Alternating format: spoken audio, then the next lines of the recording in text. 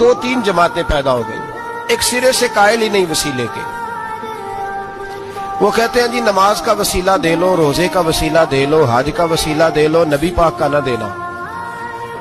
वो खुदा के बंदो, नमाज का वसीला देना दुरुस्त है, मैंने शुरू में कहा कि ये भी वसीला है, लेकिन नमाज पता नहीं कबूल है कि नहीं कबूल। रोजे का वसीला देना दुरुस्त है, पर पता नहीं वो कबूल है कि नहीं। हज का वसीला देना अर्ज नहीं, देना चाहिए, लेकिन पता नहीं हमारे हज टूटे फूटे हैं, कबूल है कि।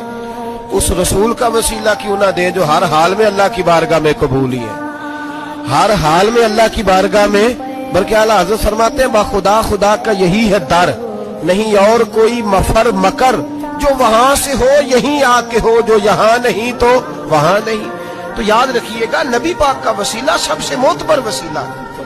अब लोग इस झगड़े में पड़ गए और जितनी जितनी तालीम आम होती जाती है, लोग दरवाजे रसूल से दूर होते चले जा रहे हैं, बजाय इसके कि मोहब्बत रसूल बढ़ती, नबी पाक का कुर्ब बढ़ता। और हम भी बादशाह लोग हैं, जिस मर्जी की बात हम सुननी शुरू कर देते हैं। और खुदा के बंदो सुनो, जिंदगी नबी पाक के बगैर नहीं गुजर रही तो कब्र अशर में हुजूर के बगैर कामयाबी कैसे होगी। याद रखें और समझे इस बात को, और अपने अकीदे को पहाड़ से ज्यादा तगड़ा बनाएं।